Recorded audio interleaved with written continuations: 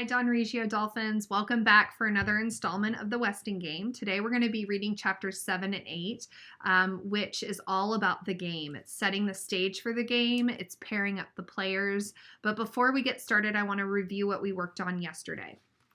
So pulling out your journal, your paper, your Google Doc, whatever it was that you were using, please note our definitions to our vocabulary words. The first word was scrutiny, noun, surveillance, close and continuous watching or guarding. There's a part where E.J. Plum talks about J.J. Ford, the judge, looking at him with scrutiny, right? Meaning that he felt like he was being judged or really watched closely as he was fumbling and trying to start reading the will. The second word here is eccentric. It's an adjective. It means deviating from the recognized or customary practice, peculiar or odd. If you remember, we talked about the will being an eccentric will because it didn't follow the typical standard protocols of a will. And in fact, it was being set up like a game. Our two response questions were regarding our knowledge of the will and what was being read in the will. The first one says, when the will is first read, why are those present shocked to hear the words, my 16 nieces and nephews? If you remember that they were very upset by this because the implication of 16 nieces and nephews is that somehow they're all related. In a way, they're all connected because they're all living in the Sunset Towers, which was orchestrated by someone, maybe Sam Westing. But what's peculiar is that it doesn't seem like any of them could be related to one another, yet nieces and nephews implies that they are. The second says, what is the second important piece of information that is revealed during the reading of the will? If you remember, the second piece of important information was that Sam Westing did not die of natural causes, but in fact his life was taken away from him by somebody in the room, which means one of these 16 beneficiaries took his life. Their job is to figure out who did it. Okay, today for chapter 7 and 8, and we have quite a bit of reading to do today, we have two vocabulary words. The words are pompous and infirmity. And then today, our activity is to do a journal entry. What I'd like you to do is, as we're reading these two chapters, I want you to take on the persona of Turtle. Pretend that you are Turtle. Put yourself in her shoes. And I want you to try to answer these questions as though you are Turtle writing in your journal. The first is, what are your impressions of the game? So what are you taking away about the game? Are you excited about it? Do you think it's legit? Second, what's the point of the game and what are the rules? The rules are really important. You may end up having to pause or rewind as I read the rules because that literally is going to give us clues about how to best play the game and how you're going to get yourself to win. And then 3, your opinions of your partner. So Turtle is going to be paired with a partner. In fact, all of the 16 beneficiaries are going to be paired with somebody, but we want to know Turtle's perception and her feelings of being paired with her particular partner. Okay, so go ahead and pause the video if you need to copy this down, and let's get started. The Westing game. 8 card tables, each with 2 chairs, were arranged in the center of the game room. Sports equipment lined the halls. Hunting rifles, ping pong paddles, billiard cues, a full rack, Turtle noticed. Bows and arrows, darts, bats, rackets, all looked like possible murder weapons to the jittery heirs who were waiting to be told where to sit. Theo wandered over to the chess table to admire the finely carved pieces. Someone had moved a white pawn. Okay, he'll play along. Theo defended the opening with a black knight. On hearing Plum's throat-clearing signal, Sidel Pulaski switched the painted crutch to her left armpit and flipped to a fresh page in her notebook. Shh. 7th. Okay, so we are still reading the will, but now we're getting to the game portion. And now, dear friends, relatives, and enemies, the Westing game begins. The rules are simple. Number of players, 16 divided into 8 pairs. Each pair will receive $10,000. Each pair will receive 1 set of clues. Forfeits. If any player drops out, the partner must also leave the game. The pair must return the money. Absent pairs forfeit the $10,000. Their clues will be held until the next session. Players will be given 2 days' notice of the next session. Each pair may then give one answer. Object of the game? To win. Did you hear that, Crow? Otis Amber said excitedly. $10,000. Now aren't you glad I made you come, huh? Shh, that was Turtle. The object of the game was to win, and she wanted to win. 8th, the heirs will now be paired. When called, go to the assigned table. Your name and position will be read as signed on the receipt. It will be up to the other players to discover who you really are. Pair 1, Madame Sun Lin Hu, cook.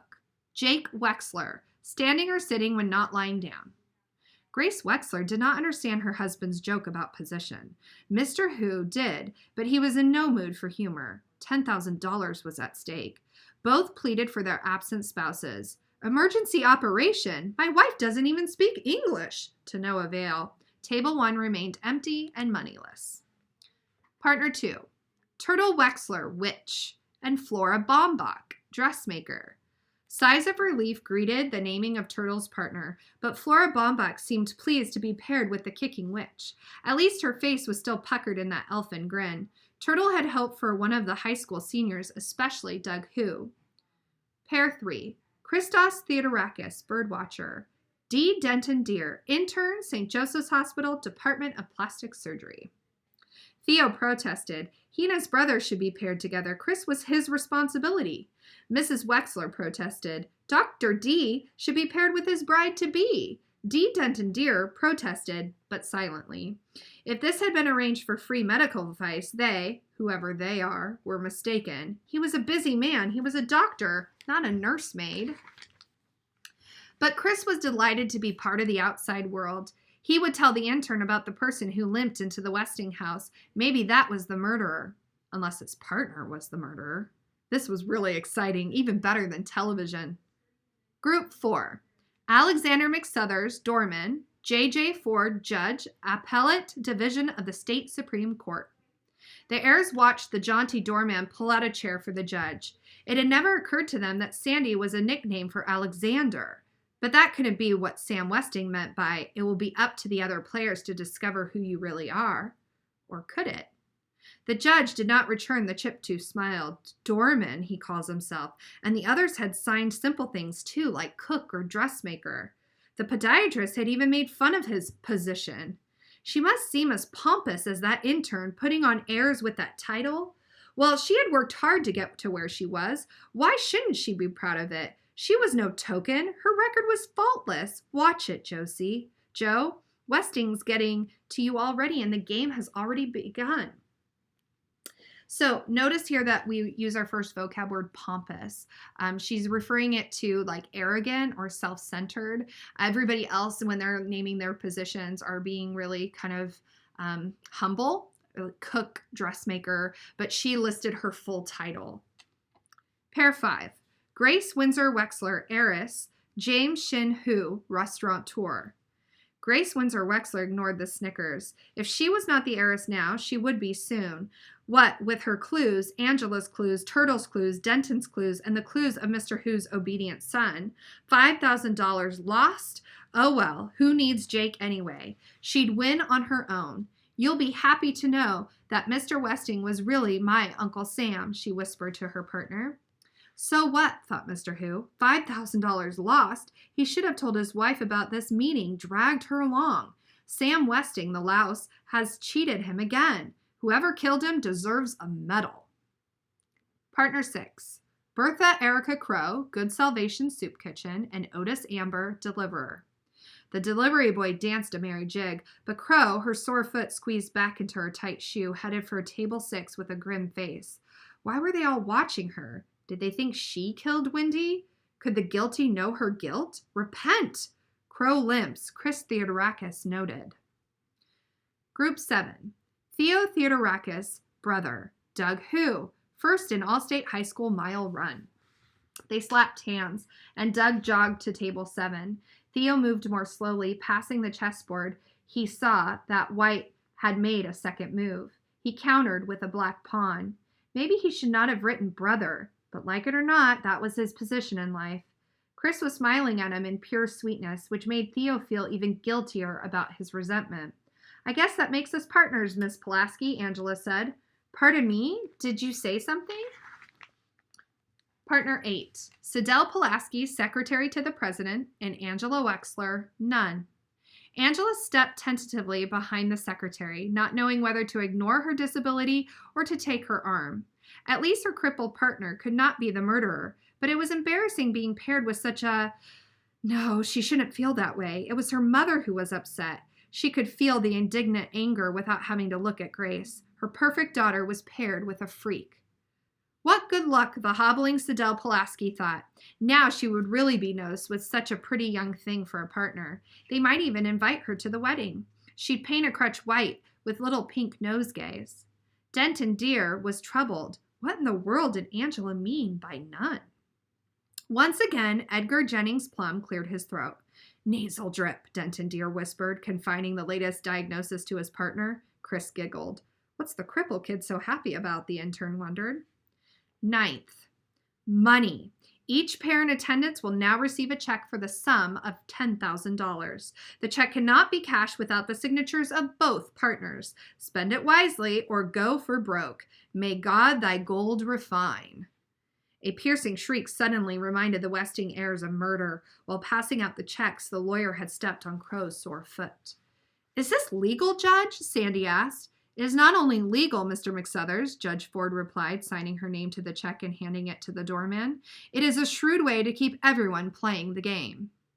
10th, each pair in attendance will now receive an envelope containing a set of clues. No two sets of clues are alike. It is not what you have, it is what you don't have that counts.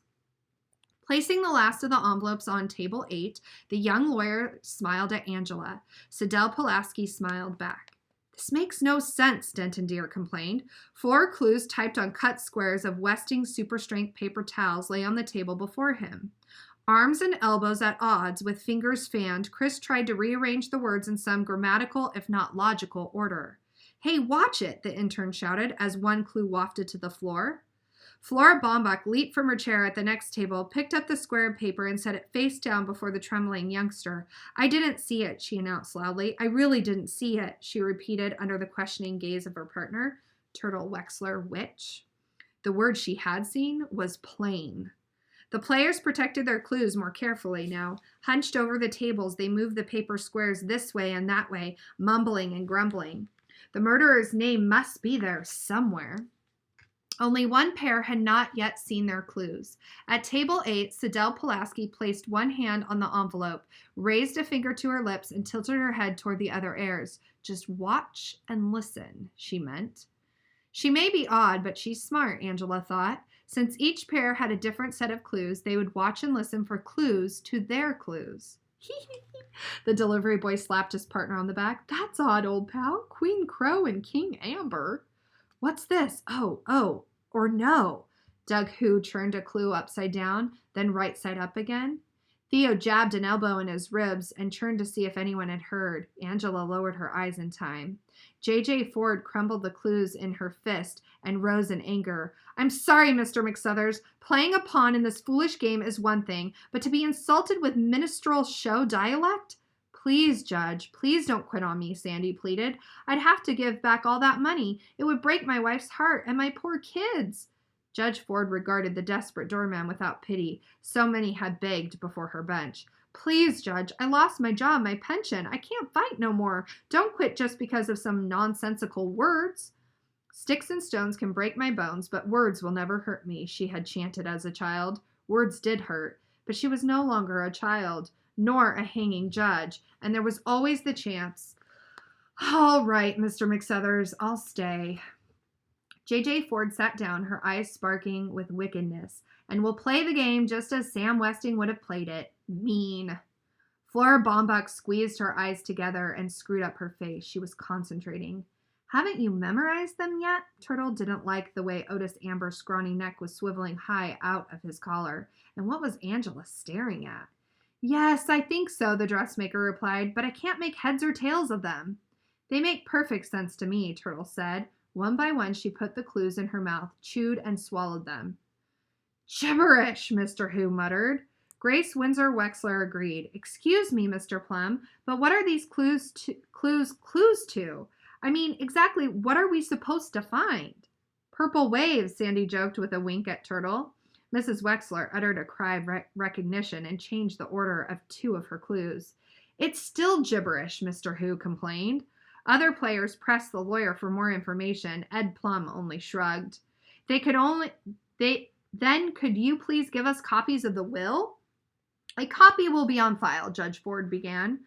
I'm afraid not, Your Honor, the lawyer said. The will, he paused and tried again.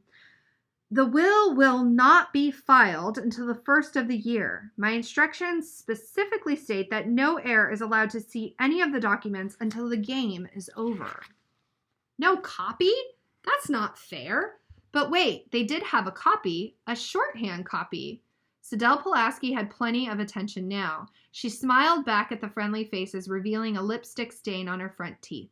Isn't there some sort of a last statement? Sandy asked Plum. I mean, like the intern says, nothing makes any sense. 11th.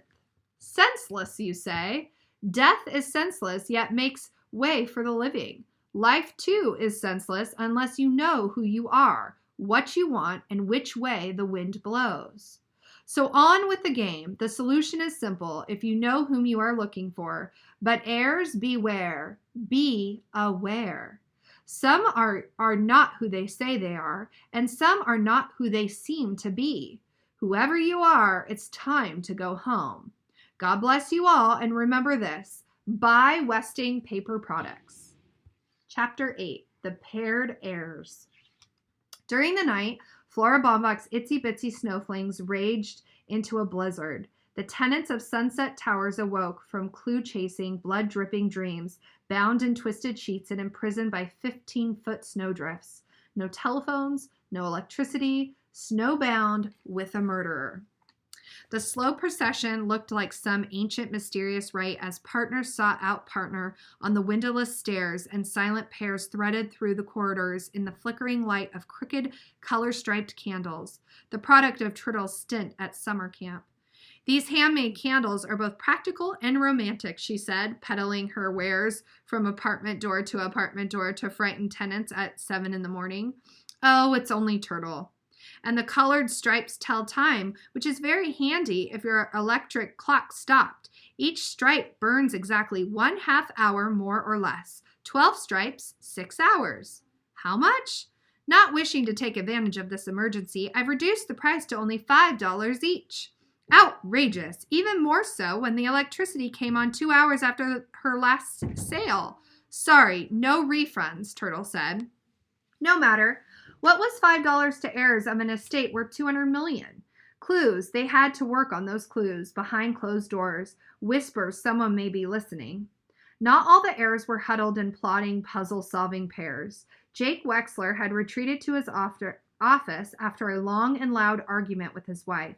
He sure could have used half of that $10,000, but he wouldn't admit it, not to her. The forfeited money upset her more than the murder of her uncle, if he was her uncle.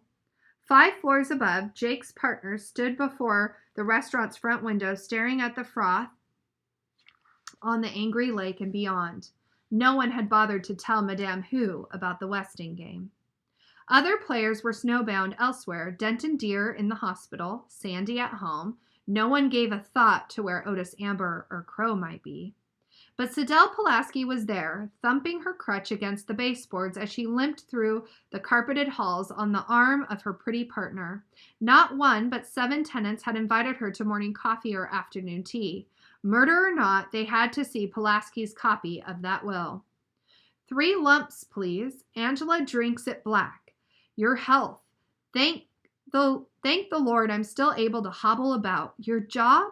I was private secretary to the president of Schultz Sausages. Poor Mr. Schultz. I don't know how he'll manage without me. Your shorthand notes? Thank you for the refreshments. I must hurry back for my medication. Come, Angela.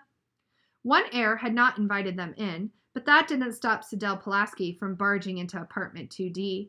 Hi, Chris. Just thought we'd pop in to see how you're doing. Don't be scared. I'm not the murderer. Angela is not the murderer, and we don't think you are the murderer. Mind if I sit down? The secretary toppled into a chair next to the invalid before he could reply. Here, I stole a macaroon for you. It's so sticky you'll be tasting it all day. I must have 6 strands of coconut between my upper molars. Chris took the cookie. Just look at that smile. It could break your heart. Angela wished her partner had not said that. It seemed so insensitive, so crude. But at least Sidel was talking to him, which was more than she was able to do. Angela, the fortunate one, standing like a dummy. I know Denton wants to work on the clues with you. He's snowbound, too. You're pretty. How did pretty come out? He meant to say nice. Chris bent his curly head over the geography book in his lap. She wasn't laughing at him. He was all right to ask her because she was going to marry his partner. War are grants? Angela did not understand. Chris fanned the pages of the book to a picture of a wheat field. Grains. Oh, grains. You want to know the names of some grains. Let's see. There's wheat, rye, corn, barley, oats. O's. Angela thought the boy was going into a fit, but he was only repeating her last word, oats. Sidel was puffing her warm breath on the window and wiping a frosted area clean with her sleeve. There, now you'll be able to watch the birds again. Anything else we can do for you, young man? Chris nodded. Read me shorthand notes. The pretty lady and the funny lady moved quickly out the door. One limped, but it was a pretended limp, he could tell, not like the limper on the Westinghouse lawn. Oats. Chris closed his eyes to picture the clues. For plain grain shed. Grain, oats. Otis, amber. For 4 plus D from shed equals Ford. But neither the delivery boy nor the judge limped, and he still hadn't figured out she or plain. He'd have to wait for Denton Deer. Denton Deer was smart. He was a doctor. Chris raised his binoculars to the cliff. Wind-blown drifts buttressed the house. Something moved on the second floor, a hand holding back the edge of a drape. Slowly, the heavy drape fell back against the window. The Westinghouse was snowbound, too, and somebody was snowbound in it. Only one of the players thought the clues told how the $10,000 check was to be spent. Take stock in America, the will said. Go for broke, the will said. In the stock market, Turtle said, and whoever makes the most money wins it all. The whole $200 million. Their clues, C Mountain AM-O, stood for symbols of 3 corporations listed on the stock exchange. SEA, MT, Mountain, the abbreviation for mountain, and AMO. But AM and O are separate clues, Flora Baumbach said, to confuse us. But what about the murderer? I thought we were supposed to find the name of the murderer. To put us off the track. If the police suspected murder, she'd be in jail by now. Her fingerprints were over everything in the Westinghouse, including the corpse. You don't really think one of us could have killed a living, breathing human being in cold blood, do you, Mrs. Baumbach? Do you? Turtle did, but the dressmaker was a cream puff. Don't you look at me like that, Turtle Wexler. You know very well I could never think of such a thing. I must have misunderstood. Oh my, I just wish Miss Pulaski had shown us a copy of the will.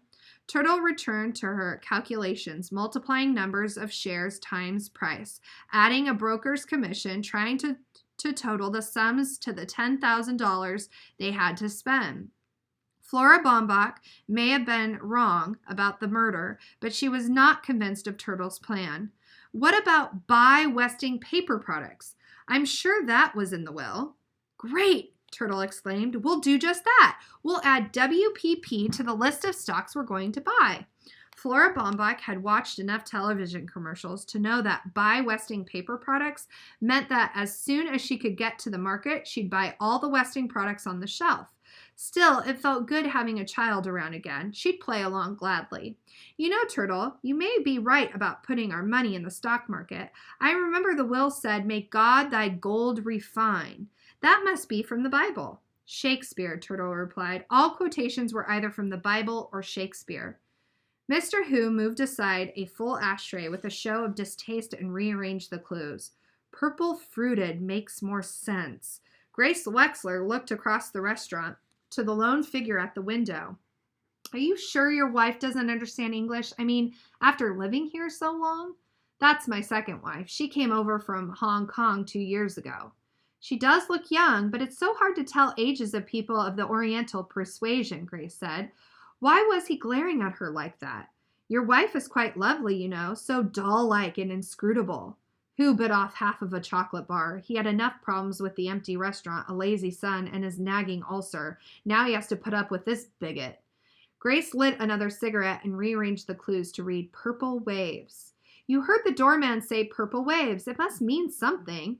And that ghastly secretary was wearing a dress with purple waves last night, not to mention her crutch. You should not speak unkindly of those less fortunate than you, Who said. You're quite right, Grace replied. I thought the poor thing handled her infirmity with great courage. Traveling mimosa, my future son-in-law says. He's a doctor, you know. Anyhow, Pulaski couldn't possibly be the murderer, not the way she gimps around. Besides, how could my Uncle Sam know she'd wear purple waves to his funeral? Notice our second vocabulary word here, infirmity. She says, I thought the poor thing handled her infirmity with great courage. Infirmity may be meaning like her ailment or her condition that weakens her. Who waved the cigarette smoke from his face? The murderer had to have a motive. How about this? A niece murders her rich uncle to inherit his money. Good sport that she was, Grace tossed back her head and uttered an amused ha ha ha. Not that I care, Who said. That cheating moneybags got what he deserved. What's the matter? Look, Grace pointed to the clues. Fruited purple waves for C. 4C. The murderer lives in apartment 4C. I live in 4C, Who barked. If Sam Westing wanted to say 4C, he would have written the number 4 and letter C. C means sea, S-E-A, like what a turtle swims in. Come on, Mr. Who, we are both being silly. Have you spoken to your son about his clues? Some son. If you can catch him, you can ask him. Who stuffed the rest of the candy bar in his mouth.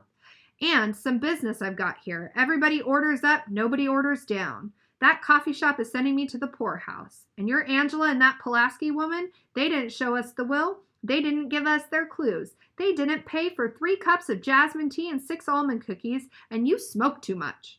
And you eat too much, Grace threw her coin purse on the table and stormed out of the restaurant. Change. That's all he'll get from her. He'd have to beg on his knees before she'd sign Grace Windsor Wexler on the $10,000 check, that madman. Some pair they made, Attila the Hun and Gracie the Useless. Gracie Windocopple Wexler, heir, pretender, pretentious heir. First the money. They signed their names to the check. Half would go into Doug Who's savings account, half would go to Theo's parents. Next, the clues. His and on to the 4. Maybe their numbers 1, 2, 3, 4, Theo guessed. I still say on is no, the bored track star said. He clasped his hands behind his head, leaned back in the coffee shop booth, and stretched his long legs under the opposite bench. And no is what we got. No real clues. No leads, no will. After 3 cups of coffee, 2 pastries, and a bowl of rice pudding with cream, Sidel Pulaski had offered nothing in return. Theo refused to give up. Are you sure you didn't see anything unusual at the Westing house that night? I didn't kill Westing, if that's what you mean. And the only unusual thing I saw was Turtle Wexler. I think that pest is madly in love with me. How's that for luck? Get serious, Doug. One of the heirs is a murderer. We could all get killed. Just because somebody zapped the old man doesn't mean he's going to kill again. Dad says, Doug paused. His father's comment about awarding a medal to the murderer might be incriminating. Theo tried another tact. I was playing chess with somebody in the game room last night. Who? That's what's strange. I don't know who. We'll have to find out which one of the heirs plays chess. Since when is chess playing evidence for murder? Well, it's something to go on, Theo replied. And another thing, the will said no 2 sets of clues are alike. Maybe all the clues put together make one message, a message that points to the murderer. Somehow or another, We'll have to get the heirs to pool the clues. Oh, sure. The killer can't wait to hand over the clues that will hang him. Doug rose. Snowbound or not, he had to stay in shape for the track meet. For the rest of the day, he jogged through the hallways and up and down the stairs, scaring the nervous tenants half out of their wits. Judge J.J. Ford had no doubt that the clues she shared with the doormen were meant for her. But Sam Westing could toss off sharper insults than skies and shining brother. His choice of words must have been limited. Therefore, these clues were part of a longer statement, a statement that named a name, the name of the murderer. No, Westing could not have been the murderer. If his life had been threatened, if he had been in danger of any kind, he would have insisted on police protection. He owned the police. He owned the whole town. Sam Westing was not the type to let himself get killed, not unless he was insane. The judge opened the envelope given her by the incompetent Plum, a certificate of sanity dated last week. Having thoroughly examined keen mind and memory, excellent physical condition, signed Sidney Sykes, M.D. Sykes! That sounded familiar. The judge scanned the obituary she had cut from Saturday's newspaper. Samuel Westing and his friend, Dr. Sidney Sykes, were involved in a near-fatal automobile accident. Both men were hospitalized with severe injuries. Sykes resumed his Westington town medical practice and the post of county coroner, but Westing disappeared from sight. Sykes was Westing's friend, and she remembered a witness to the will, but he was also a physician in good standing. She would accept his opinion on Westing's sanity for the time being, at least. Okay, back to the clues. Look at her, the big-time judge, fussing over scraps of Westing's super-strength paper towels. Forget the clues, she said aloud, rising from her desk to putter about the room. Nibbling on a macaroon, she stacked the used coffee cups on a tray. If only that Pulaski person had let her study the will. That's where the real clues were buried, among the veiled threats and pompous promises, the slogans and silliness in the hodgepodge of a will. Notice our second word here, pompous. The pompous promises. In his will, Sam Westing implied, he did not state, he implied, that 1, he was murdered, 2, the murderer was one of his heirs, 3, he alone knew the name of the murderer, and 4, the name of the murderer was the answer to the game. The game, a tricky, divisive Westing game. No matter how much fear and suspicion he instilled in the players, Sam Westing knew that greed would keep them playing the game until the murderer was captured and punished. Sam Westing was not murdered, but one of his heirs was guilty of some offense against a relentless man, and that heir was in danger. From his grave, Westing would stalk his enemy, and through his heirs he would wreak his revenge. Which one? Which heir was the target of Westing's vindictiveness? In the name of justice, she would have to find Westing's victim before the others did. She would have to learn everything she could about each one of the heirs. Who are they, and how did their lives touch Westing's? These 16 strangers, whose only connection with one another was Sunset Towers. Sunset Towers. She'd start from there. Good, the telephones are working again. The number she dialed was answered on the first ring. Hi there, this is a recording of yours truly, Barney Northrup. I'm at your service, soon as I get back in my office, that is. Just sing out your problem to old Barney here when you hear the beep. Beep. J.J. Ford hung up without singing out her problem to old Barney. He too could be involved in Westing's plot. The newspaper, she would try the newspaper. Surely someone was snowbound there. After 8 rings, a live voice answered. We usually don't supply that kind of information over the phone, but since it's you, Judge Ford, I'll be happy to oblige. Just spell out the names and I'll call back if I find anything. Thank you, I'd appreciate that. It was a beginning. Sam Westing was dead, but maybe, just once, she could beat him at his own game. His last game. Having found what she wanted in Turtle's desk, Angela returned to her frilly bedroom where Sidel Pulaski, glasses low on her nose, was perched on a ruffled stool at the vanity table, smearing blue shadow on her eyelids. First, we tackle our own clues, the secretary said, frowning at the result in the threefold mirror. Unlucky from the day she was born, she now had a beautiful and well-loved partner. There was always the chance that they alone had been given the answer. She unsealed the envelope and held it out to Angela. Take one. Angela removed the first clue. Good. Now it was Sidel's turn. Glory be, she exclaimed, thinking that she had the name of the murderer. Her thumb was covering the letter D. The word was hood. Angela's turn, the third clue was from. Siddell's turn, the fourth clue was spacious. The fifth and last clue was Angela uttered a low moan. Her hand shook as she passed the paper to her partner. The fifth and last clue was Grace. Grace, that's your mother's name, isn't it? Siddell said. Well, don't worry. That clue doesn't mean your mother is the murderer. The will says it is not what you have, it's what you don't have that counts. The secretary had not yet transcribed the shorthand, but she had read through it several times before hiding the notebook in a safe place. By the way, are you really related to Mr. Westing? Angela shrugged. Siddell assumed that meant no and turned to the clues. Good Grace from hood spacious. The only thing I can figure out these clues is good gracious from hood space. As soon as the parking lot is shoveled out, we'll peek under the hoods of all the cars. A map or more clues may be hidden there, maybe even the murder weapon. Now let's hear about the other clues. Angela reported on the clues gathered in the game room and during the day's comings and goings. King, Queen, Otis Amber said. King Otis and Queen Crow. Purple waves. Mother switched two clues around when Sandy mentioned those words. On or no. Doug and Theo could not decide whether that clue was right side up or upside down. And grains. Chris Theodorakis thinks the clue refers to Otis Amber, grains, oats. MT, Angela showed her partner the crumbled scrap of paper she had picked up along with Siddell's dropped crutch during Flora Bombeck's tea party. 500 shares MT at $6 equals $3,000. Broker's commission is $90. That would be $3,090. I checked Turtle's diary. She is not following any stock with a symbol like MT, so it must be one of her clues. MT could stand for either mountain or empty. Excellent, Siddell Pulaski remarked. Her partner was beautiful, but not dumb. Read all the clues together now.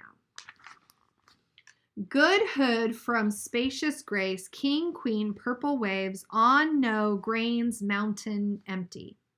Siddell was disappointed. It's not what you have, it's what you don't have that counts.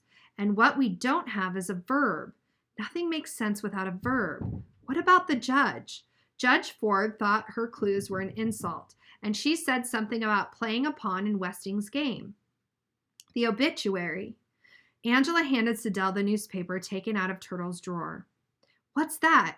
It was a knock on the front door. It was footsteps in the living room. It was Theo, anyone's for a game of chess. He asked, leaning through the bedroom door. No, thank you, Siddell replied, looking very busy. Theo smiled shyly at Angela and left. Siddell read the obituary in Turtle's newspaper. The words $200 million were underlined, but she found a more interesting item. Sam Westing was a master at chess. No wonder Theo's so interested. Do you know anything about the game, Angela? A little, she replied slowly, putting the pieces in order. The judge said she's a pawn, and Otis Amber says he's the king. Crow's the queen. Oh, well, it's probably just a coincidence. We can't leave any stone unturned, Siddell insisted. As the will says, object of the game, to win. What did you say? Object of the game, to win. How about of the game, object of the game, twin? Maybe the murderer is a twin. Twin? Siddell liked that. The only problem would be getting the murderer to admit that he or she is a twin. Let's get back to my apartment. It's time I transcribed those notes. Angela helped the invalid to her feet and nervously peered in both directions before stepping into the hallway. Siddell chuckled at her timidity. There's nothing to be scared of, Angela. Westing was murdered for his money, and we're not rich yet. We won't be rich enough to be murdered until we find the name, and by the time we get the money from the estate, the murderer will be locked up in jail. In spite of the impeccable logic, Angela looked back over her shoulder several times on the way to 3C. Strange, Siddell stood before her open apartment door. She had slammed it shut on leaving, but had not locked the deadbolt after all. Not even a burglar could get in a snowbound building, unless...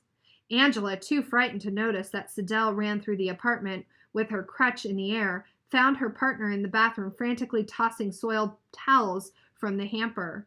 Sidel Pulaski stared at the bare wicker bottom, then sank to the rim of the bathtub, shaking her head in disbelief. Someone in Sunset Towers had stolen the shorthand notebook.